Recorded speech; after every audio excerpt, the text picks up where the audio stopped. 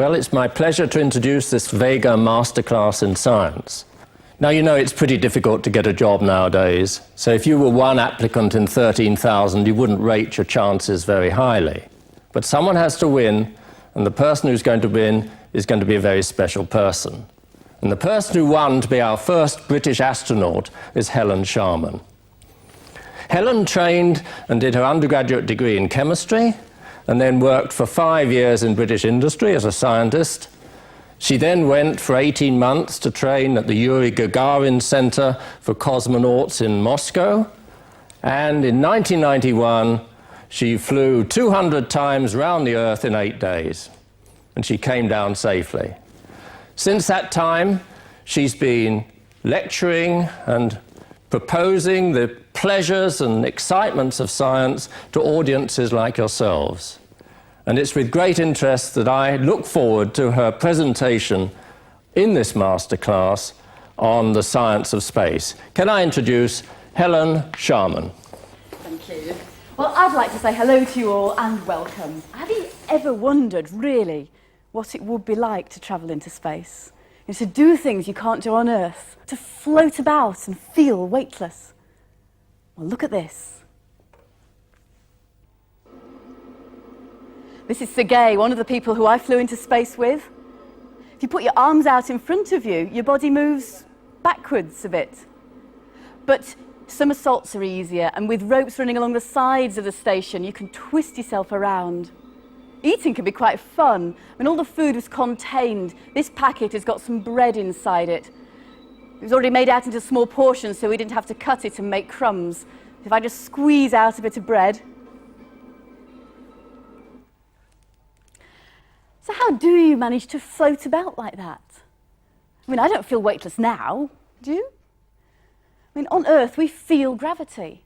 And gravity has the effect of pulling things towards each other. And everything in the universe has gravity. But you don't feel as though you're being pulled towards the person sitting next to you, because your gravity is very weak. In fact, gravity is only really noticeable with massive objects, like stars, the planets, and their moons. Now, Earth's gravity pulls us down towards the centre of the Earth. And if you climb up a tree and jump out of it, and we have a sort of a tree behind here. Here you are, you climbed up your tree. If you want to jump out of a tree, you don't exactly fall up, do you?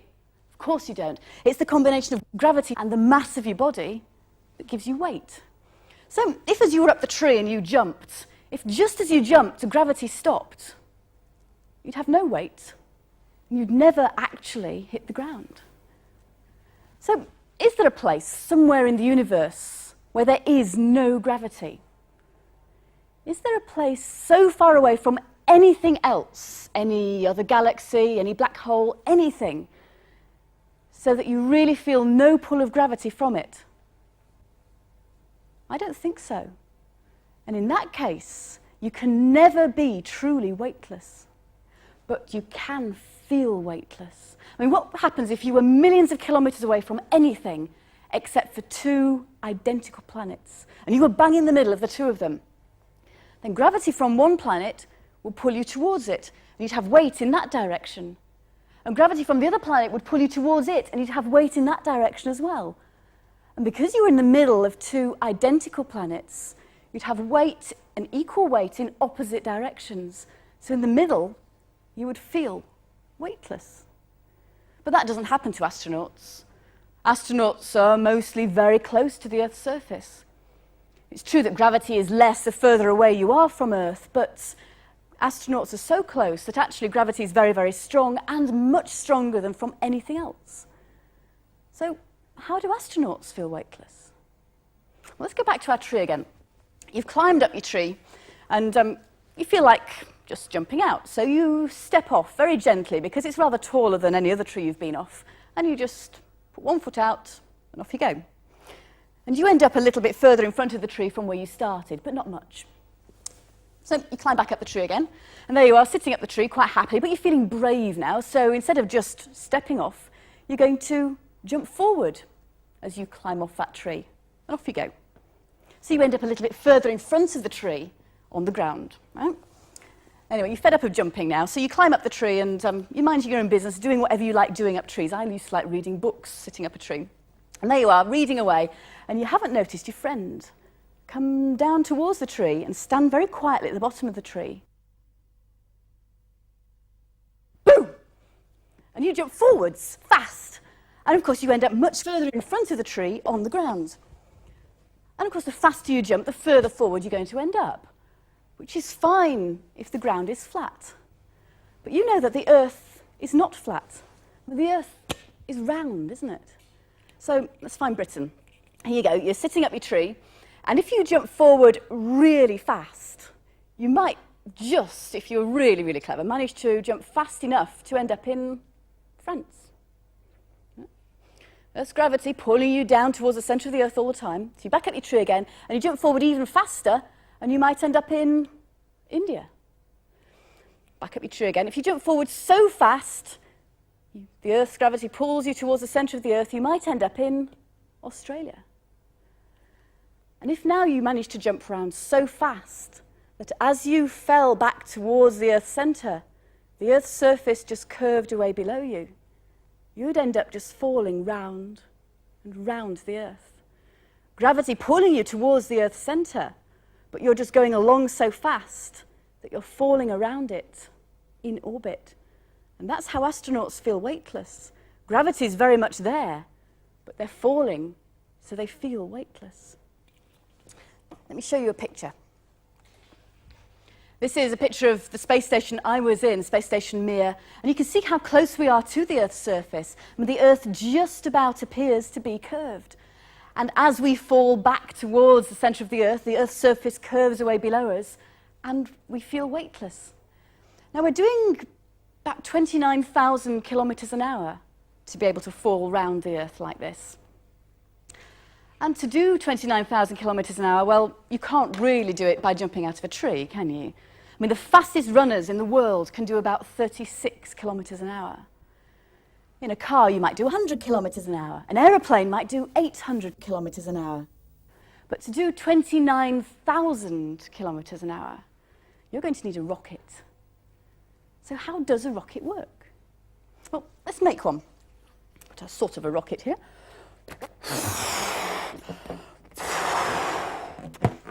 And let's launch it. Oops, nearly caught it. Now, I wouldn't fancy being on top of that rocket, would you? So what we need to do is to control it a bit. Now, Lauren's going to give me a hand. Would you like to come out here, Lauren, for me, please? Thank you very much. Now, you just stand here for a minute. We're going to make a rocket drive this car. I think we have a different colour. Let's have a green balloon for this one.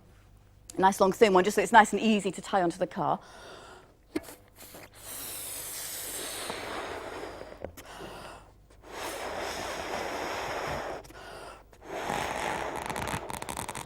Now, Lauren, can you hold on to the end there, please, and stop the air coming out? You've got it tightly?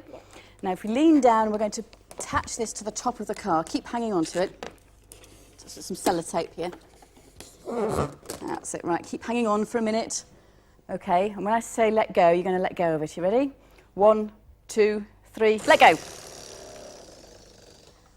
Brilliant, thank you. Now, stay there a minute. You can stand up if you like. Now, okay, it wasn't spectacular, was it? But the car did move, because the air is now not in the balloon, the air came out. And as the air or the gases came out of the back, the car moved forwards. Now, it's not pushing against anything. Right? We don't have to have it on the ground to operate. In fact, come around the back here with me, Lauren. What we're going to do, thank you, we're going to operate our mini rocket. I'm going to put it on the ground for a moment. Have a red one on this one.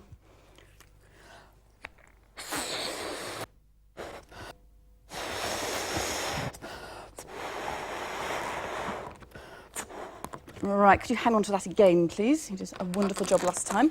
And again, we're going to tape it, but this time we're going to take it onto this sort of model of a rocket. Here we go. Now, can you lay it down on the top of there for me, please? That's great. So a bit further forward. A bit further backwards, rather. Keep going. Keep going, keep going, keep going. Keep going. That's it. Brilliant. About there. Now, bit of tape there, and we put a bit around the other side as well.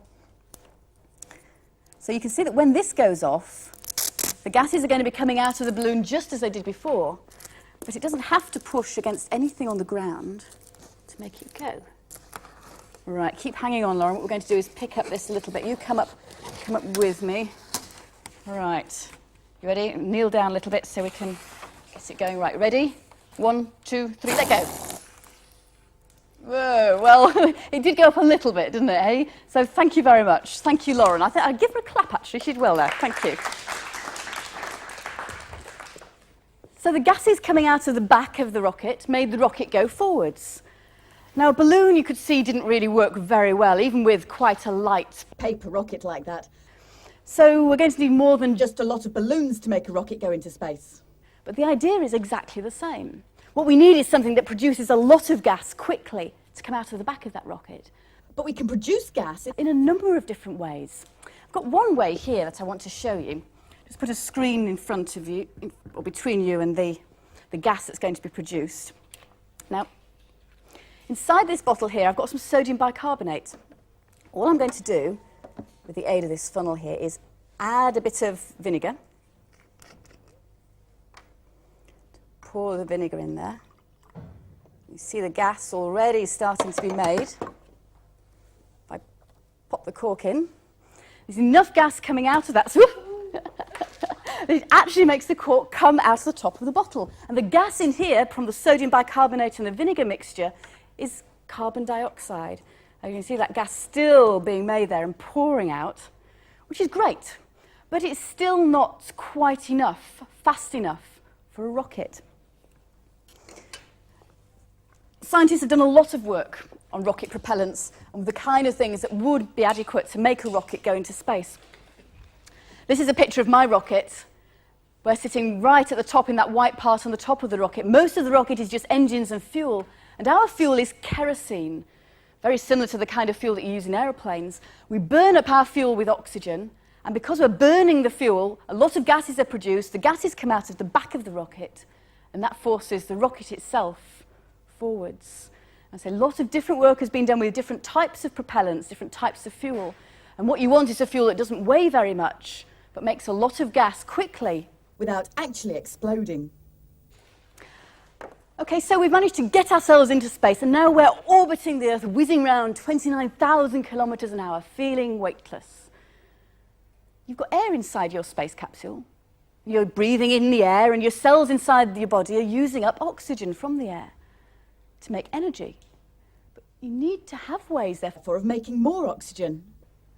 Now, taking up tanks of pure oxygen gas is dangerous. It's a fire risk. So instead, we take up a chemical that's much safer than pure oxygen, a chemical called lithium chlorate. And this piece of video shows you how we actually use lithium chlorate in space. Here's Tolya, my commander, and he's changing over this canister that contains the chemical lithium chlorate. So we're low in oxygen on board the space station at this time. He's going to put the new canister into the machine on the wall, and as the canister's punctured, warm, moist air from the space station fans through that lithium chlorate. There's a chemical reaction, and oxygen is then released out into the space station so that we can breathe it. So you've got plenty of oxygen, but it's actually no good if the oxygen doesn't reach your face. Now, you're all sitting quite still at the moment, breathing away without thinking about it. Of course you are. But you're breathing away because as you breathe out, the warm air that you breathe out rises. We have convection, warm air rises. We know that because the bit of warm air that you breathe out weighs a bit less than exactly the same volume of cooler air next to it. So the warm bit, weighing less, rises. Now, in a space station, the air is also apparently weightless. So that bit of warm air doesn't weigh any less or any more than the same amount of cold air. So warm air does not rise. There is no convection in an orbiting space station. So if you do nothing about it and just sort of float around and breathe, you end up suffocating in your own breath because the warm carbon dioxide that you breathe out just stays in front of your face, and eventually you breathe it back in again. So to stop you from doing that, we have fans that circulate the air all around the space station. So they take away the carbon dioxide that you've breathed out, They pass that air with the carbon dioxide in it over other filters made of lithium hydroxide, and that chemical absorbs the carbon dioxide that you've breathed out, takes it away from the air, and then as the air is circulated around, you get fresh air with more oxygen in it that comes towards your face. But apart from breathing, you also need to eat every so often in order to survive. And I have a picture to show you, which is a picture of Tolya, my commander, and me, and we're eating our first dinner in space. We've opened up a tin of fish. Of course, you can open the lid of this fish. Nothing moves unless you make it move, so the fish doesn't suddenly float to the ceiling. It stays exactly where it is till you put in your fork, take out a bit of fish on the end of your fork, and put that into your mouth. Of course, swallowing's no problem. Gravity does help a little bit on Earth. If you're sitting up to eat, then as you swallow, gravity helps it go into your stomach. But it's not only gravity that you're using. When you swallow, it's muscles that squeeze food into your stomach. It's called peristalsis. But it's this squeezing of the muscles that brings the food from your mouth down into your stomach. And so that operated exactly the same in space. We were quite able to swallow fine. And this is a packet of coffee. Drinking works in some respects the same way. Of course, we're all happy with packets. Of course, we have packets of things in space, but have you really thought why we need things in packets? Of course, liquids, well, it helps to keep the coffee all in one place so bits of coffee don't end up breaking off and splashing against the wall or something. But the packet's also very useful because, normally if I want to take a drink of a cup of coffee, I can tip up the cup, and as I do, gravity makes the coffee come out and down into my mouth. Now, if I were very careful, I could have this cup in space, and if I were also very careful, I could put some coffee inside the cup.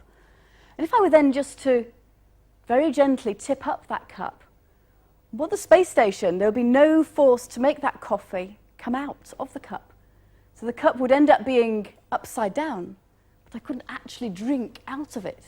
So the packet's very useful. What you do is dried coffee starts off in the bottom of the packet, you pump in hot water, shake up the packet, open the spout on top, put the spout into your mouth, and then you can squeeze that packet and squeeze the coffee through the spout into your mouth, and as you swallow it, the muscles take it into your stomach. But it's not only into your stomach that muscles take the food. Once your digestive system has started to work, muscles then squeeze the food all the way through your digestive system, and eventually you need to go to the toilet. I think the toilet is the most ingenious part of the space station. Now, you can flush a toilet, not with water like we normally flush toilets on Earth, but we flush our space toilet with air. So when you want to use the toilet, you turn on a switch and air starts to be sucked through that yellow funnel. You go to the toilet in the top of the funnel, and because there's an airflow moving through that funnel all the time, everything you do around the top of the funnel is taken in that flow of air through the funnel, through a tube, into the grey container you can see. Now, that's nice because everything is sucked away, it's clean, and there are no smells. Until, of course, that container becomes full. And if you're in space for a while, you don't want to waste anything. And the astronauts are able to recycle the contents of their toilet. It's a brilliant way. They're able to filter it. At some other cleaning processes, they can actually clean it into water that's clean enough. If you really need to, you can drink it. Now, to be on the safe side, they try and take all their drinking water with them in rockets from the Earth, so you don't actually need to drink it, so you can use it to water the plants with, or actually for something else. Because water is made of two elements, isn't it? You've heard of H2O. H stands for hydrogen, and O stands for oxygen. Water is made of hydrogen and oxygen. And the vital part of the air that we breathe is oxygen. So water can be useful for something else. So having been to the toilet, collected everything, cleaned it into water, you then pass an electric current through that water. You electrolyse it. That separates the hydrogen from the oxygen. Now, at the moment, we don't use the hydrogen, so that is just vented off into space. But the oxygen you do use, of course, you know what you do with it. You circulate it around the space station, and you breathe it. You think that's great? Now, you need to do all of those things that I've told you about, really just to survive. Survive for long enough to do your job. I mean, my job in space was doing experiments. Here I've got some of the experiments for biology that we were doing, looking at how plants will one day grow in space. Maybe we'll be able to grow our own food. growing crystals that will help us to make medicines back on Earth. But your job might be something different. I mean, you might work on a factory, making things in space that we can't make on Earth and bringing them back down to use them. You could be mining an asteroid, or you could be working on an enormous space power station, transmitting power to other people in space, even back on Earth. Whatever you do, you're going to be needing your science so that you'll be able to one day achieve what you want to achieve while keeping your own environment a safe place to live. Now that's what I wanted to tell you about. I hope you've enjoyed hearing a bit about life in space and the kind of things we do, but survival up there. And of course also the weightlessness floating around and the rocket travel on the way to the space station. Is there anything else you would like to ask? And what questions would you like to know about, perhaps even some things that I haven't actually spoken about yet, but more about space? Yeah. Is there anywhere in the world where you can actually experience feeling weightless? You can do, but you have to be doing something to do it. You can't just go to a point on the Earth and suddenly start to float about.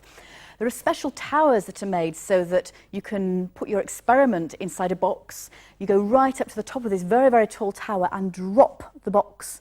And while the box is falling, your experiment is falling inside the box.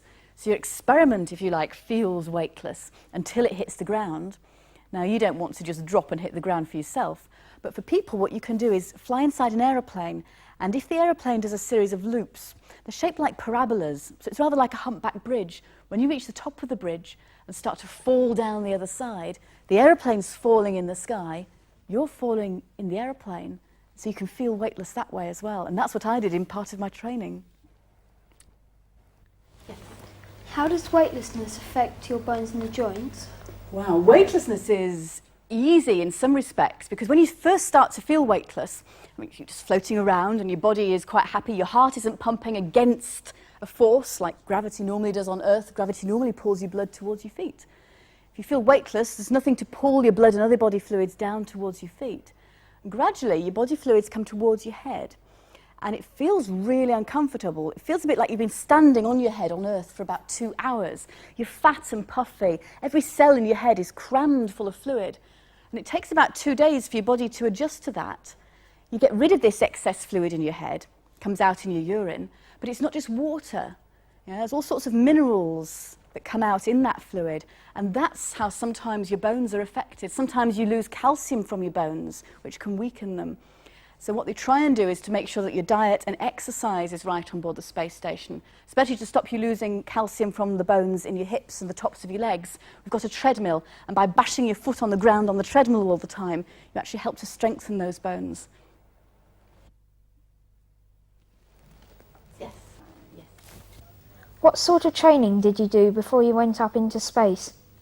My training lasted for 18 months, and we started off learning Russian, because all the training, in fact the language on board the space station is Russian. So after we'd learnt Russian, we could then do some of the theory. So we learnt about navigation in space. So how do you use the stars to tell where you're going to go?